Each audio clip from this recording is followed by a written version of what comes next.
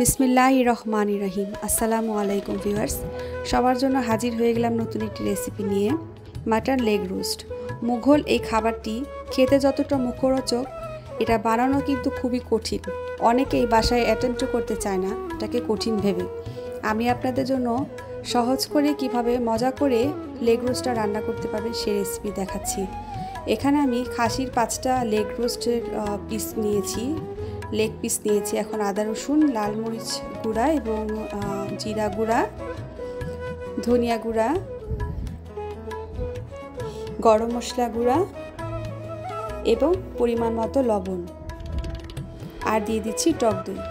টক দইটার কারণেই আমাদের মাংসটা সফট এবং টেন্ডার হবে। তো এখন খুব সুন্দর করে মশলাটাকে গায়ে গায়ে মাখিয়ে 1 থেকে 1.5 ঘন্টার জন্য ম্যারিনেট করার জন্য রেখে দিব। এখন ভেজে নেওয়ার পালা।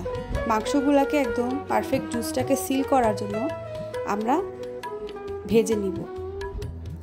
এপিট উপিট উল্টে খুব সুন্দর করে আমাদেরকে ভেজে নিতে হবে।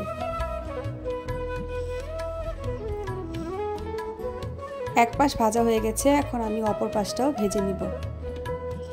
মুঘলদের আমল থেকে এই খাবারটি খুবই পরিচিত এবং ফেমাস একটি ডিশ, যেটা আমাদের বাংলাদেশ স্পেশাল অতিথি আপ্যায়নে তৈরি করা হয় এবং তাছাড়াও বড় বড় রেস্টুরেন্টগুলোতেও কিন্তু লেগ রোস্টটা পাওয়া যায়।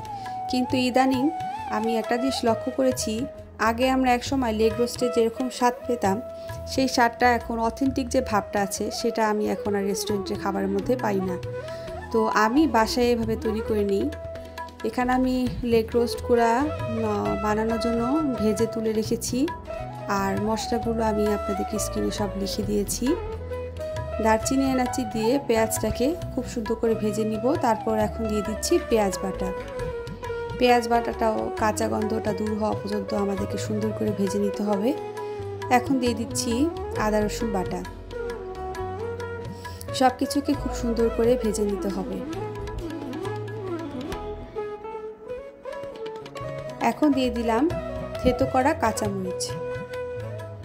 কাঁচামরিচটা একটু বেশি দিতে হবে, এতে করে সুন্দর একটা ঘ্রাণ আসবে। আর দিয়ে দিচ্ছি টমেটো সস। আপনারা যদি পারফেক্ট টেস্টটা চান তাহলে আমার এখানে স্ক্রিনে দেখা অনুযায়ী প্রত্যেকটা জিনিস আপনাদেরকে অ্যাড করতে হবে। এখন দিয়ে দিলাম লাল মরিচ গুঁড়া, আর দিয়ে দিচ্ছি জায়ফল জয়িত্রী গুঁড়া। এগুলোকে আমি থেতো করে নিয়েছি, আপনারা চাইলে পাটা বেটেও নিতে পারেন পেস্ট হিসাবে, সেটাও চলবে। এখন দিয়ে দিলাম স্বাদ মতো লবণ, আর এখন দিয়ে দিচ্ছি টক দই। 1 কাপ টক দই আমি এখানে ইউজ করেছি। খুব সুন্দর করে মশলাগুলোকে এখন আমি কষিয়ে নিব। এখন দিয়ে দিচ্ছি গরম মশলা গুঁড়া। তারপর আমি ভেজে রাখা লেগগুলো এখানে আমি অ্যাড করে দিলাম।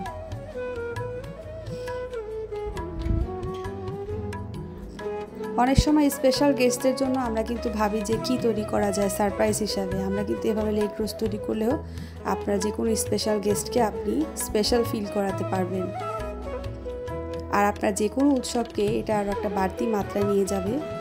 সবাই আনন্দিত হবে এবং আপনি প্রশংসিত হবেন ইনশাল্লাহ। এখন দিয়ে দিচ্ছি পেঁয়াজ বেরেস্তা।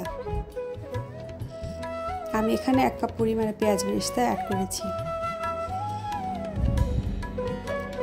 আমি আপনাকে গ্যারান্টি দিয়ে বলতে পারি, আমার দেখানো রেসিপি অনুযায়ী আপনি যে লেগ রোস্ট তৈরি করেন, আপনি সফট, টেন্ডার এবং জুসি একটি লেগ রোস্ট পাবেন এবং অত্যাধিক এটা স্বাদের হবে। এখন আমি প্রয়োজন অনুসারে পানি দিয়ে দিয়েছি। এখন এটাকে আমি 1 থেকে 1 ঘন্টার মতো বা 30 থেকে 40 মিনিটের মতো, আপনার মাংস কীরকম সফট হয় সেই আন্দাজে আর কি আপনার এটাকে রান্না করে নিতে হবে। আমার 30 থেকে 40 মিনিটের মতো লেগেছে, এর মতোই সফট হয়ে গেছে আলহামদুলিল্লাহ। এপিট উপিট উল্টে খুব সুন্দর করে আমি মাংসগুলোকে সেদ্ধ করে নেব। এখন আমি দিয়ে দিচ্ছি ফ্রেশ ক্রিম। ফ্রেশ ক্রিমটা আমি এখানে ডানো ব্র্যান্ডেরটা ইউজ করেছি। আর এখন দিয়ে দিচ্ছি আলু বোখারা, আর দিয়ে দিচ্ছি কিশমিশ। এগুলোকে খুব সুন্দর করে নেড়েচেড়ে মিশিয়ে নিব। এখন সুঘ্রাণের জন্য আমি এখানে অ্যাড করছি কেওড়া জল এবং গোলাপ জল। খুবই অল্প অল্প করে দিবেন, জাস্ট একটু সুন্দর একটা ফ্লেভার আসার জন্য। এখন দিয়ে দিচ্ছি সাদা গোলমরিচ গুঁড়া। কালো গোলমরিচ গুঁড়াটা অ্যাড করবেন না, তাহলে আপনার রোস্টের কালারটা নষ্ট হয়ে যেতে পারে। সাদা গোলমরিচটা ইউজ করবেন।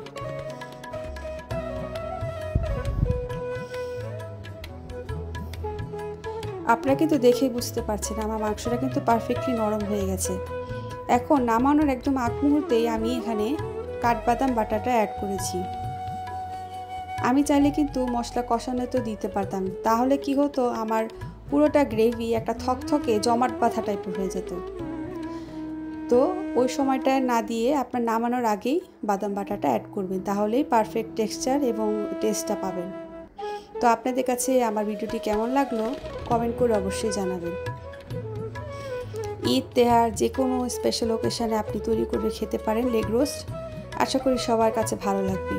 তো উপর থেকে এখানে পিস্তা বাদাম এবং কাঠবাদাম আমি কুচিয়ে ছিটিয়ে দিয়েছি। আল্লাহ হাফেজ, সবাই ভালো থাকবে।